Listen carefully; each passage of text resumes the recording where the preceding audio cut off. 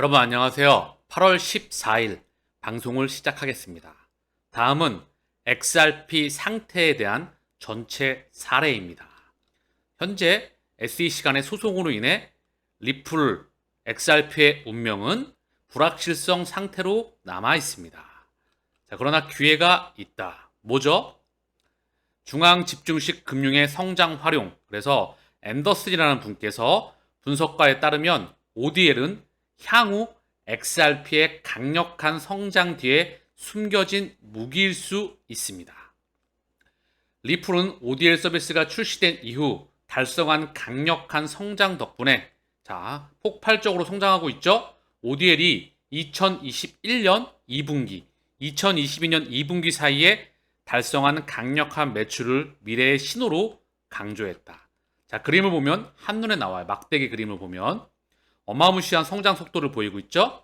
자, 이분의 트위터로 한번 가보자고요. 자, 보게 되면 이분이에요. 앤더슨. 나는 현재 ODL 거래량이 기하급수적으로 증가하기 때문에 XRP가 과소평가되었다고 생각합니다. SEC와의 소송으로 누르고 있죠. 그쵸? 그리고 금융기관에 CBDC와 전체 중앙은행들의 모든 국가, 대부분의 국가에 CBDC가 상용화가 돼야 되겠죠? 그 부분이 먼저이다. 그러면 그 CBDC를 옮기는 XRP의 폭발적인 가격 상승을 우리는 기다려야 된다. 우리는 리플이 지난 분기에 ODL 관련 매출에서 하루 평균 2,300만 달러를 기록했다는 것을 알고 있습니다. 2021년 2분기부터 2022년 2분기 1년까지 1년 동안 10배 이상 증가한 1억 5,800만 달러에서 21억 달러로 증가했습니다. 자, 어마무시한 이야기죠. 자, 그러면 여기서 또 중요한 말이 나옵니다. 자, 밑에 좀 볼게요. 앤더슨 분석에 따르면 ODL이 향후 5년 동안 매년 10배씩 성장한다면 1일 매출은 수조 달러에 달할 것입니다. 자, 다시 한번. ODL이 향후 5년 동안 매년 10배씩 성장한다면 1일 매출은 수조 달러에 달할 것입니다. 이러한 유틸리티는 XRP에 대한 수요를 크게 증가시킬 것입니다. 유틸리티가 XRP의 가격 행동을 더욱 강화할 많은 투기적 볼륨을 끌어들일 것으로 기대됩니다. 자, 중요한 거는 XRP의 펀더멘탈이 지금 ODL 기준으로 해서 볼륨이 폭발적으로 증가한다. 1일 매출이 수조 달러에 달한다. 자, 막대기 그래프 보이시죠? 자, 왜냐하면 이 기울기를 능가할 수도 있을 것 같아요. 자, 분기 900%. 그죠? 분기 900%. 연간이 아니라 분기 900% 볼륨 확장을 지난번에 보고서에서 발표했었죠. 그렇죠? 이 부분이 확장해 나가면 그럴 수밖에 없는 게 중앙은행들에게 CBDC가 꽂혀 있을 때, 그리고 상용화가 각 국가마다 디지털 통화가 상용화가 될 때 어마무시한 볼륨감이 증가하겠죠. 그쵸? 그럴 때는 XRP가 진짜 사용이 되게 되겠죠? 그쵸? 그러면 과연 어디에 가격에 있을까요? 그 전에 XRP의 가격을 열심히 누르고 있는 것으로 저는 사료가 됩니다. CBDC, 민간 디지털화폐와 공존하는 공공 인프라로 구현. 한국은행 법 개정 검토한다. 자, 보이시죠? 한국은행이 민간 디지털화폐와 공존하는 공공화폐 인프라로 중앙은행 디지털화폐를 구현하겠다고 밝혔다. 한국은행이 암호화폐와 스테이블코인, 빅테크의 지급결제 등을 디지털화폐로 인정한 것이다. 자, 지금 어마무시한 말이 언급되고 있어요.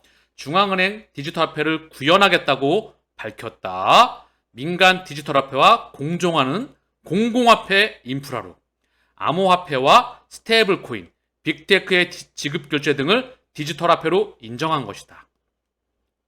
11일 국회에서 제3체 민, 당, 정, 관담회 및 디지털자산 특별위원회 출범식에서 CBDC 국제 논의 동향과 한국은행의 추진 방향이란 제목의 업무 보고를 통해 이같이 밝혔다. 한국은행은 암호자산과 스테이블코인 등 디지털화폐가 확산하고 빅테크의 지급결제 진입과 시장 지배력이 확대되는 등 민간 디지털화폐가 확산하고 있다고 설명했다. 이에 대응해 민간 디지털화폐와 공존하며 경쟁과 혁신을 촉진하는 공공화폐 인프라를 만드는 것은 CBDC의 구현 목표로 삼고 있다고 설명했다. 자, CBDC에 대한 부분 분명히 오고 있다. 그래서 CBDC 발행 유통과 관련 한국은행법 개정을 검토하겠다고 밝혔다. 자, 이 부분에 대한 이 세상은 올 수밖에 없다는 부분이 지금 현재 계속해서 언급되고 있죠. CBDC. 자, 대한민국은 사실 소매용이죠. 중요한 건 도매용. IMF 통화 인출권에 포함되어 있는 달러, 유로, 앤 파운드, 위안화. 또한 달러 인덱스에 포함되어 있는 통화 구성. 자, 이 부분에 대해서 이들 기준점으로 BIS, 국제결제은행을 통해서 이들이 거액결제용, 도매 시스템을 통해서 확장해 나가겠죠. 더불어 전 세계에 있는 대부분의 국가들이 소매용, 자, 이런 부분들로 해서 확장해 나가는데 도매와 소매를 공용하는 부분도 있겠죠. 중요한 건 현 기득권의 디지털로 넘어가는 기득권의 연장입니다. 중요한 건 BIS, 국제결제은행과 한국은행, 더불어 IMF, 유럽중앙은행, 연준, 그리고 일본중앙은행, 중국중앙은행, 인도중앙은행. 자, 각가지 국가들이 다 연결되면서 회계 장부를 공유하겠죠? 중요한 건 얘네 장부를 한국은행은 카카오의 자회사인 그라운드X 클레이타라는 시스템을 통해서 진행을 하고 있죠. 각 국가별로 어떠한 시스템을 통해서 진행하든지 간에 중요한 건 CBDC의 거액 결제용, 운반하는 수단은 브릿지 통화로서, 연결 통화로서 바로 XRP가 국경 간 디지털 물질의 혈관은 바로 리플과 XRP가 담당하는 게 첫 번째이다. 이 세상은 오고 있다. 이미 계속해서 대한민국에서도 언급을 하고 있죠. 2025년까지 금융기관의 75% 이상이 암호화폐를 사용할 것이라고 리플 보고서. 자, 세상이 제가 거듭 언급드리지만 문명이 이동을 하고 있습니다. 0과 1의 디지털이라고 뭐죠? 비트라고 하죠. 비트코인도 빗그로스라고 해요. 반도체가 나온 이래 한 번도 빗그로스 성장률이 떨어진 적이 없습니다. 즉 0과 1의 세상이 다가오고 있다. 이 근저에 지구가 아프다. 그래서 메타와 우주로 확장해 나가는 부분이다. 실물 경제와 디지털의 공존, 연결이 나온다. 그 중심에 리플과 XRP가 있다. 자, 금융기관의 75%, 2025년도까지, 2030년도까지, 금융기관의 95%, 99%, 2030년도 이후에 99.9 계속 확장해 나간다. 자, 그러면 뭐죠? 암호화폐를 사용하게 되면 다시 한번 리플의 홈페이지에 뭐가 나와 있죠? 첫 번째 CBDC, 그쵸? 두 번째 NFT, 세 번째 각가지 토큰들, XLS 리퀴디티 유동성 허브를 통해서 토큰을 연결하죠. 코인과. 자, 이 부분에 연결 혈관에 바로 중심에 누가 있다? 리플과 XRP가 있다. 자, 지금 보시는 화면이 강남 집의 그래프예요. 여기 보게 되면 2008년도에 빠그러졌거든요. 약 30% 가까이. 30% 플러스 마이너스 알파.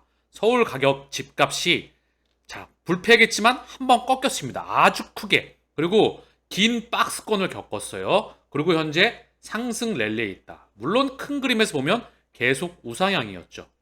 자, 이걸 왜 보여드리냐? 지금 우리가 투자 대상에 대해서 가격이 떨어질 때마다 매입하려고 하면 자, 여유 자금이 내가 한 100억 있어. 또는 현금이 한 50억 있어. 많지 않겠죠? 몇 억 있다고 치고 몇 천만 원 있다고 치고 몇 백만 원 있다고 치자고 다 같은 말이에요. 왜냐하면 내가 들어갈 때 몇십만 원도 마찬가지고 몇만 원도 마찬가지야. 코인 시장 기준으로 해서. 왜? 떨어질 때마다 매입을 하려면 올라간다는 확신이 있어야 될 거 아닙니까? 강남 집값 계속해서 올라갈 거 아니에요. 왜? 사는 사람 수요, 공급은 없고 수요는 늘어나니까. 그리고 돈 가치는 계속 떨어지니까 양적 완화를 넘어서 질적 완화로 갈 거니까 흐르고 내려가고. 그러나 그 폭은 부동산의 폭은 크진 않겠죠. 그래서 중요한 건 이 부분을 제가 왜 말씀드렸냐? 고래의 움직임. 정부 정책의 부동산의 영향은 많이 받기 때문에. 더불어 금리, 통화정책과 재정정책. 재정정책은 정부가, 통화정책은 한국은행이. 한국은행의 통화정책은 바로 미국 연준의 통화정책에 영향을 받는다. 미국 연준은 누가 움직이냐? 바로 글로벌 금융 리스트들이 움직인다. 왜? 얘네는 민영이니까. 더불어 유럽 중앙은행도 민영이다. 그쵸? 자, 리플과 절대 무관하지 않는다고 말씀을 드렸죠? 리플의 출신들을 보게 되면 연준 출신과 미국 재무부 출신들이 상당히 많이 포진되어 있습니다. 더불어 글로벌 빅테크와 연관되어 있는 출신들도 많이 연결되어 있죠. 연준의 주요 주주들 제가 계속 언급드렸어요. JP 모건, 뱅크 오브 아메리카, CT, 웰스파고, 기타 등등 마스터카드의 주요 주주 HSBC, CT, 웰스파고 자, 다 연관이 되어 있죠. 뿌리가 같다. 자, 중앙은행의 뿌리가 같다고 한다면 BIS. 자, 뿌리가 같다. IMF 뿌리가 같다. ADB 아시아개발은행 뿌리가 같다. 월드뱅크 뿌리가 같다. 자, 이게 다 연결이 되는 거예요. 하나하나씩.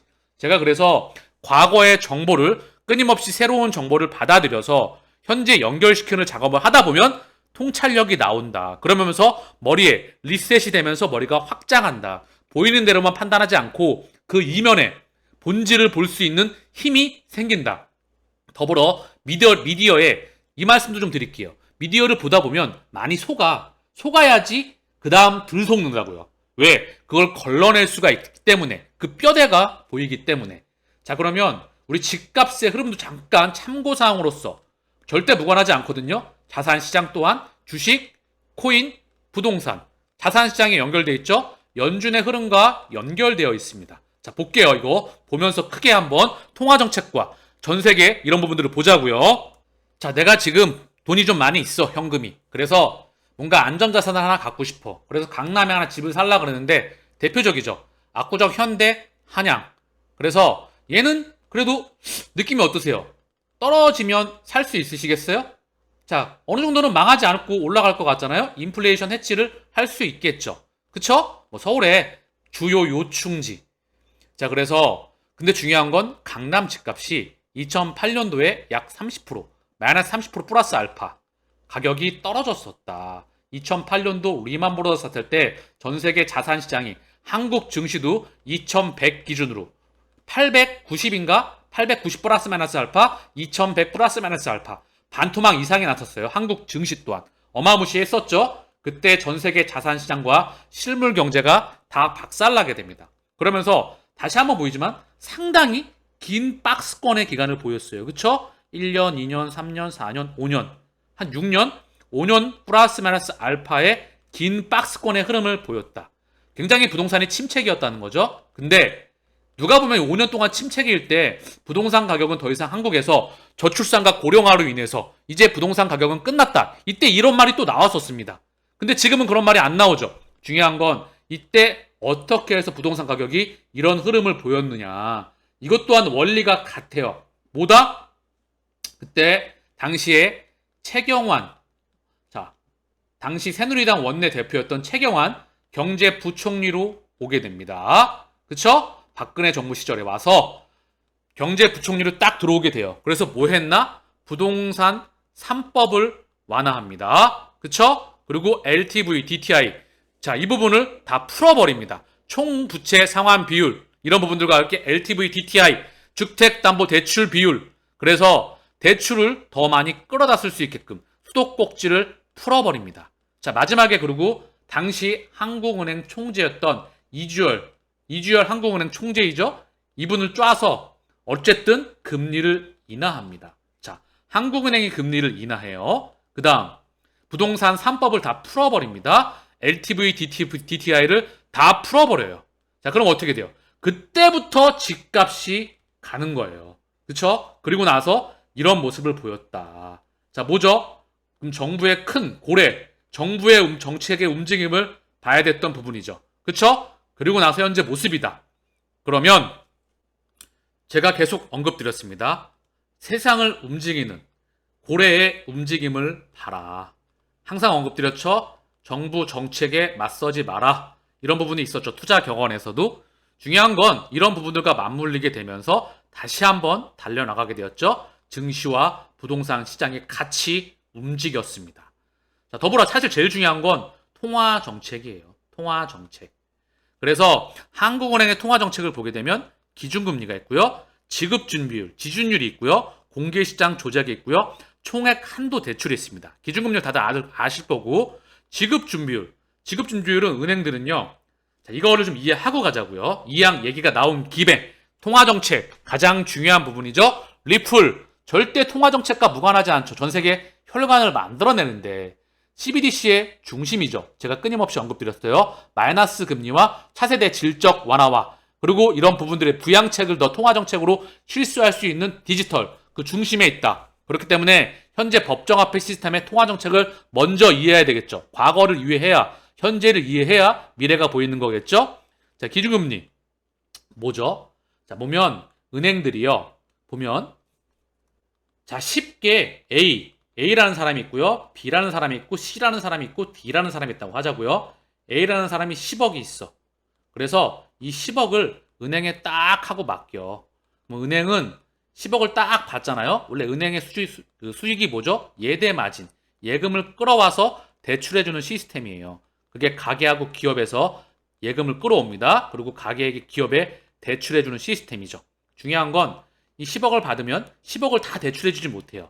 1억은 한국은행에 대략적으로 10%죠. 1억은 한국은행에 맡긴다고 치자고요. 그러면 9억이 남죠. 자, 이때 한국은행에 맡기는 지급 준비하려고 해요. 왜? 돈 찾으러 오면 돈 줘야 되기 때문에 다 10억을 맡기면 10억을 다 대출해 줄 수가 없어. 그거를 지급 준비라고 합니다. 한국은행이 조절하는 거예요. 지급 준비를 높이면 맡기는 금액이 맡겨지겠죠. 지급 준비를 낮추면 맡기는 금액이 적어져서 대출하는 금액이 많아지겠죠. 그쵸? 쉽죠? 그러면 다시 한번 A가 10억을 맡겼어. 그러면 1억 빼놓고 9억이죠. 9억을 B에게 대출해줘요. B. 그럼 B는 9억이 있죠. 자, 그래서 이 9억 갖고 C에게 뭔가 사업을 할 거 아니에요? C는 돈이 들어왔어. 어쨌든 간에 9억을 가지고 다시 한국은행에 맡겨. 그럼 뭐죠? 한국은행은 10%. 자, 그러면 9천만 원이죠. 그러면 8억 1천만 원. 자, 9천만 원을 한국은행에 맡기고 8억 1천만 원을 D에게 대출해 줄 수가 있어요. 이러한 시스템이란 거예요. 쉽죠? 이렇게 뻗어나간다는 겁니다. 신용이 창조가 된다. 10억밖에 없었는데 돈이 계속 창조가 되는 거예요. 이거를 멋진 말로 뭐라고 포장하냐? 신용 창조라고 합니다. 대출. 이게 통화 승수라고 해요. 멋진 말로 경제학적 용어로 2년 미만의 대출. 자, 그래서 이걸 광의통화이라고 해요. 2년 이상이냐, 2년 이상이냐. 그리고 금융기관 유동성, 뭐 광의 유동성 나오는데 여기에는 뭐 국채까지 포함되고요. 중요한 건 보통 2년 미만. 그래서 통화량이 증가한다라고 합니다. 자, 중요한 건 이게 중요한 게 아니고, 자, 금리를 낮추면 자, 이 신용 창조가 활발히 늘어나요. 그래서 대출이 늘어나다 보니까 경기가 확장하는 겁니다. 반대로 지금처럼 금리를 올리잖아요. 그러면 대출이 줄어들어요. 돈을 빨리 갚아야지 부채가 있는데. 그럼 어떻게 되죠? 다시 은행으로 막 돈이 들어오는 거야. 그럼 어떻게 돼요? 은행이 수도꼭지를 잠그게 되기 때문에 가게와 기업들에 가는 돈이 없어지겠죠. 경기가 축소가 되는 겁니다. 쉽죠?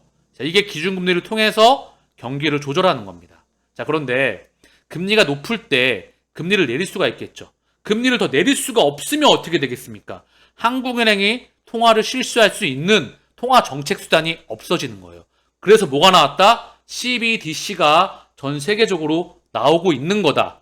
이 부분을 이해하셔야 됩니다. 공개시장 조작은 채권을 사고 파는 거예요. 안전한 미국에서는 미국채, 한국에서는 한국 국채. 그쵸? 이걸 국채를 기준점으로 사고 판다. 시중은행에 가지고 있는 국채를 사고 팔므로 인해서 통화량을 조절한다. 총액 한도 대출은 중소기업들에 나가는 대출입니다. 자, 쉽죠? 어쨌든 중요한 건 기준금리와 지준율. 이해를 오늘 했다. 그래서 기준금리를 내리고 올리면 그렇게 전 세계가 미국 중앙은행이 기준금리를 내리고 올림으로 인해서 전 세계 자산시장이 울고 웃고 올라가고 내려가고 하는 겁니다. 그래서 이제 금리를 더 내릴 수 없는 한계치에 봉착한다. 금리가 3%다. 자, 제로금리, 마이너스 금리로 가게 된다면 일본은 심지어 마이너스 금리이다. 유럽은행은 금리를 거의 못 올리고 있다. 미국만 먼저 좀 올려놨다. 경제가 그나마 받쳐줬는데 드디어 경제가 못 받쳐줘서 마이너스 성장이 나오고 있다. 그쵸? 금리 상단이 멀지 않았다.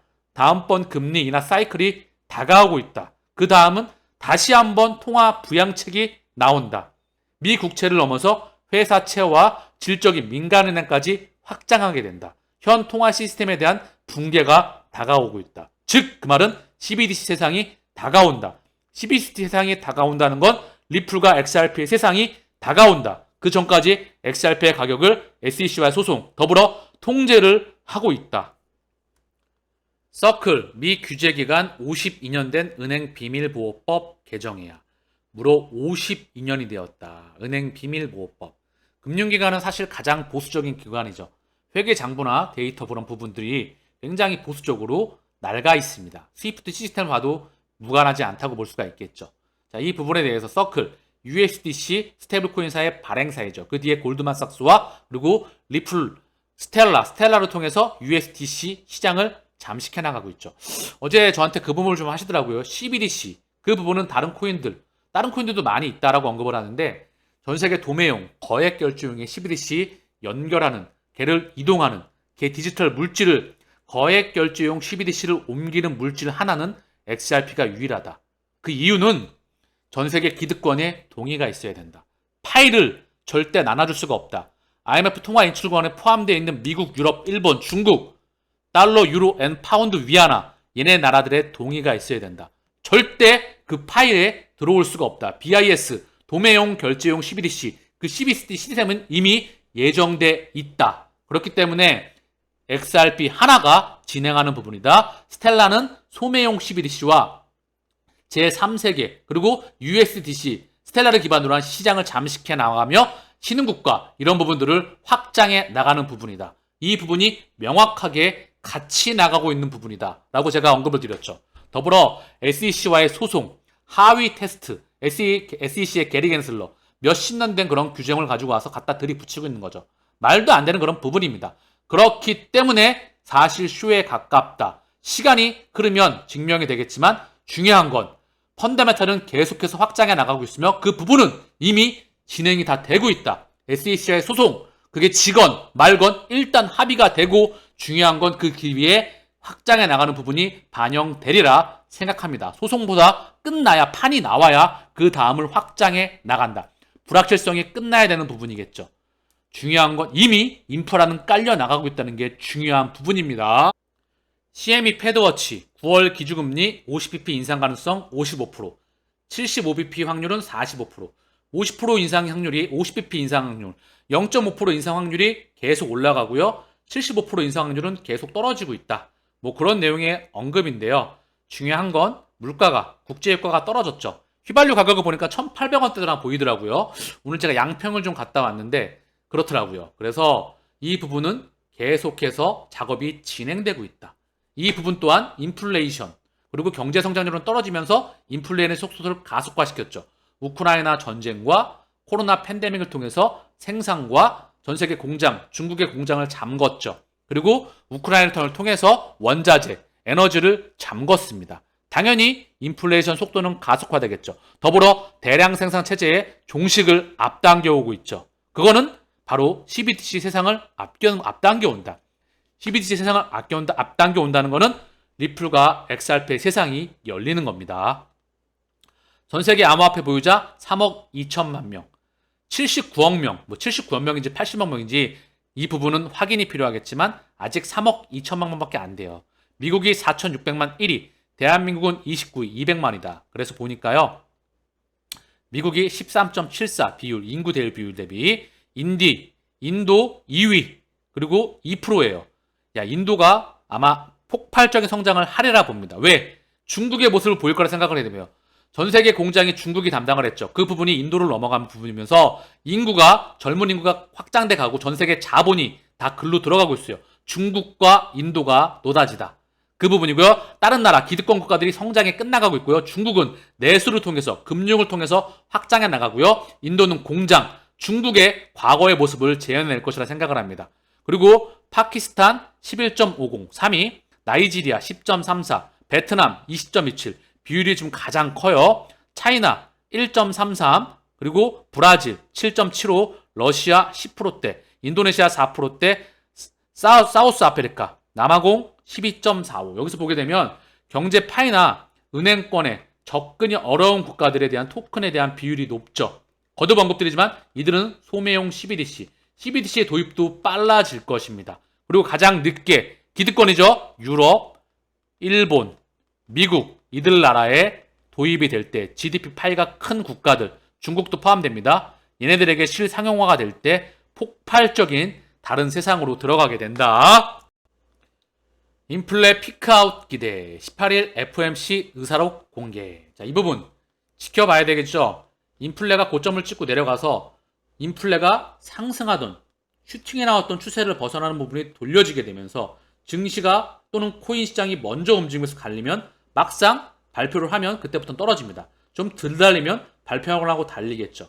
자, 중요한 건 이 부분에 달러 인덱스의 가격이 있다. 달러의 가격이 달러도 현재 고점 부근에 있어요. 얘가 가격이 차익 실현 물량이 나올 때 신흥국 통화 그리고 주식 코인 시장이 다른 모습을 보일 거라 생각을 해요. 우리는 이 기준점을 지켜봐야 된다. 자, 이더리움의 포우에서 포스 병합. 이더리움 메인넷 머지 다음 달 15일 전후 발생 전망이다. 그러면서 코인 시장에 영향을 미치고 있습니다. 여러 이슈들과 더불어. 자, 앞으로 계속해서 지켜볼 수 있도록 하고요. 오늘 방송은 여기서 마치도록 하겠습니다. 감사합니다.